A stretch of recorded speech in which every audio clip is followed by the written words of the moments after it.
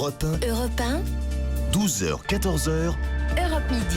Et il est 13h43 sur Europe 1. C'est donc le moment d'accueillir toute la bande des découvertes d'Europe Midi autour de Jean-Michel Apathy et Maxime Switek. J'ai une chance extraordinaire. Il n'y a dans ce studio C'est que vrai. des gens qui se lèvent tôt, qui pensent à eux, qui pour cette raison sont beaux, riches. Ils n'ont pas un gramme de trop. Ils sont Comment ça, riche? Si, c'est ce qu'explique le livre qui sort aux États-Unis. Bien Vous sûr. vous levez tôt, vous pensez à vous. Ah oui, c'est vous vrai. êtes riche, vous êtes beau, Oui, on a vous perdez entendu du ça. poids. Voilà. Donc voilà, c'est Ah, ça la chance que ça j'ai. donne la pêche. Je dois me lever trop tôt. Ça c'est possible. On va faire un livre sur le Eva.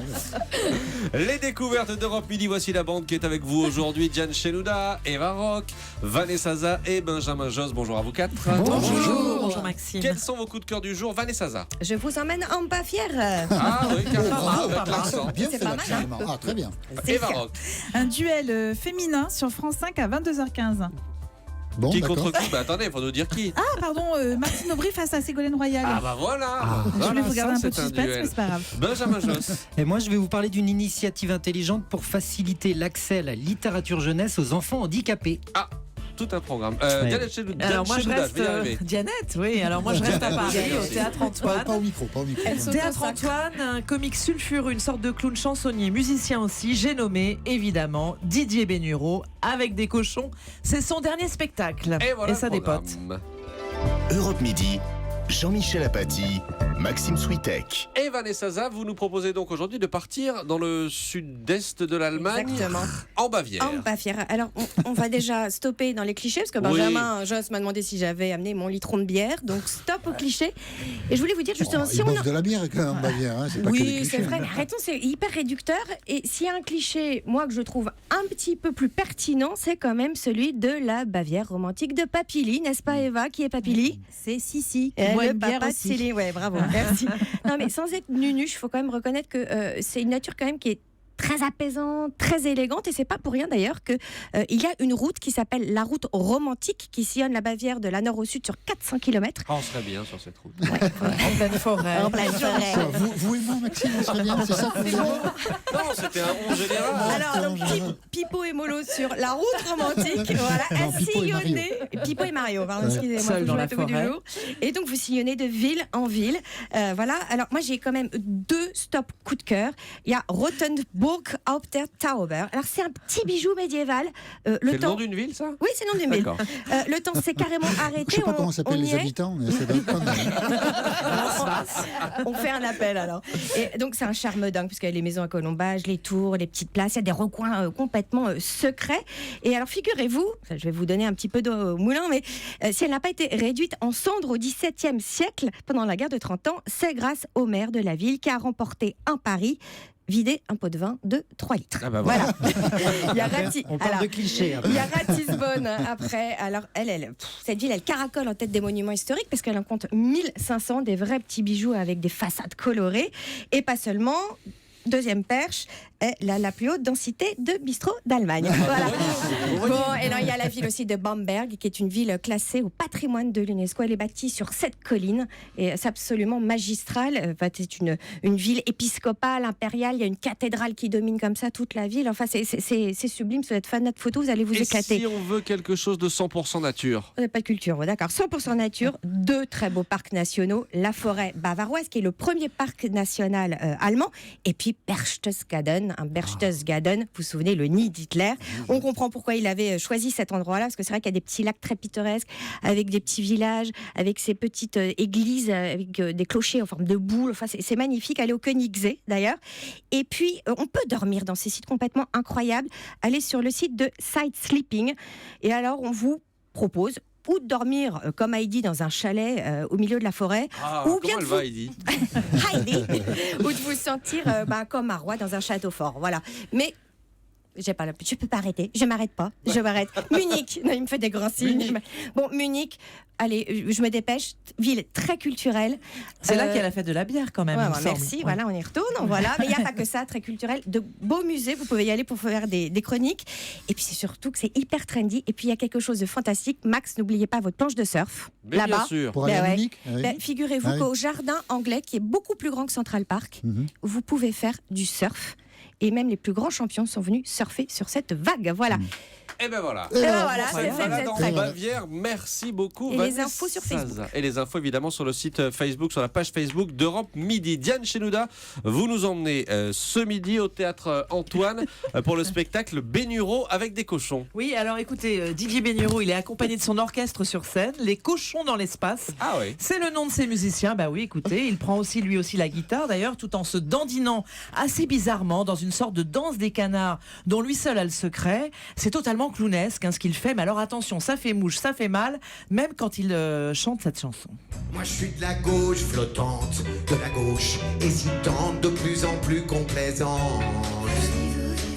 Gauche sans idéal, attirée par les étoiles, néolibérale. Voilà, alors bien Ah bah, sûr, oui, voilà, subtil, il fait comme, passer des messages. Ah oui, ça, il le fait passer, oui, ça, on a compris. Oui, c'est vrai qu'il y a des points sur les i. Oui, Oui, il y un peu. va, voilà, dans Il son y va, il y va. spectacle musical ponctué de sketchs quand même assez hallucinant. Alors ça va peut-être davantage vous plaire. Non, mais ça m'a plu, mais voilà, je veux dire, Jean-Michel. Non, ça c'était nous a pas pas léger, plu. quoi. Non, C'était non, pas non, léger. non, mais c'est drôle, franchement, C'était c'est pas assez drôle. drôle. Il faut le voir. Alors, il caricature une série de personnages tout aussi extrêmes les uns que les autres. L'inénarrable belle-mère, alors c'est l'un de ses tubes, un must. Alors cette grosseur mal placée, les vont leur tirer. Ben dis-toi, t'es mal placé, hein. Ah, pour vous asseoir, hein, mon pauvre Jean-Claude. Ah bah vous faites plus de vélo, là, hein, terminé. Ah oui. Ils ont réussi à le sortir, ce gros marron.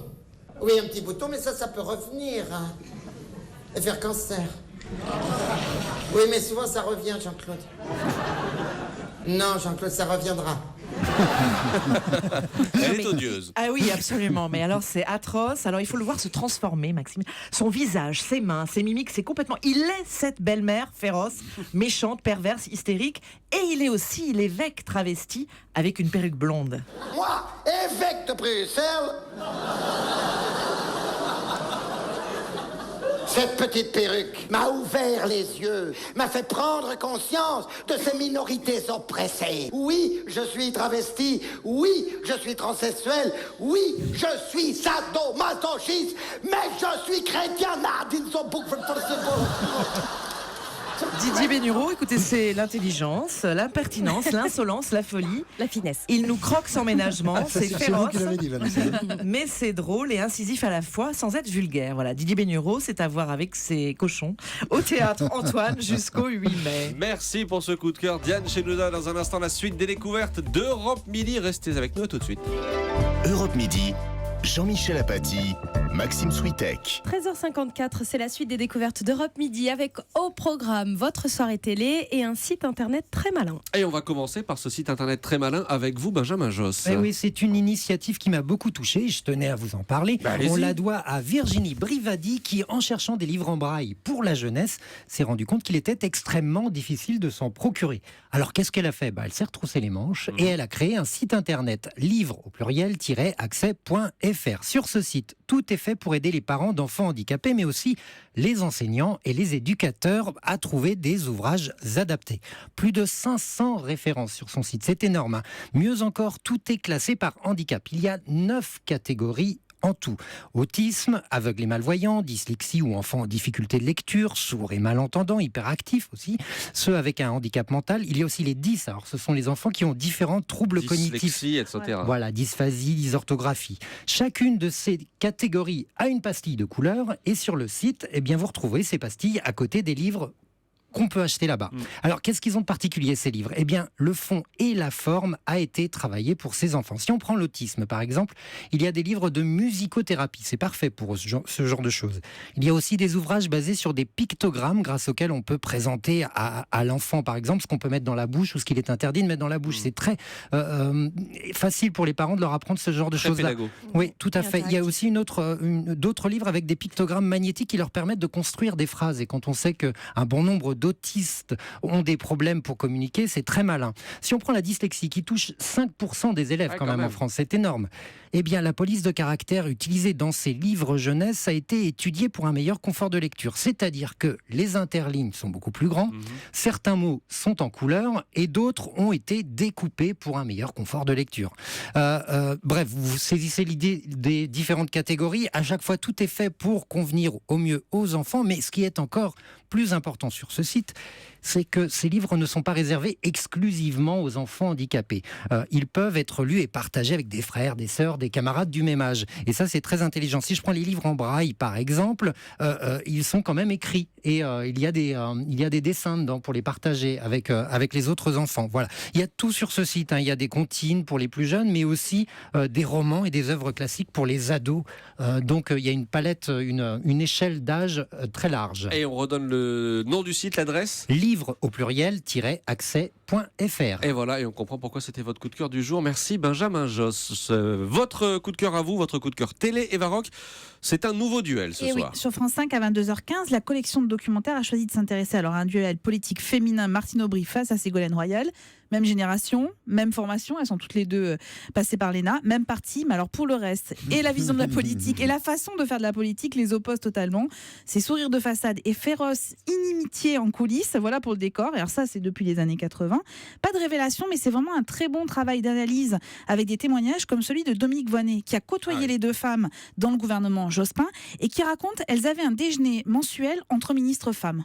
Ces déjeuners de femmes, on était censés quand même travailler un petit peu ensemble, voir ce qui dans nos dossiers méritait un autre regard. Et en fait, c'est devenu comme des moments où on partageait des moments forts, mais sur un mode très amical, très chaleureux.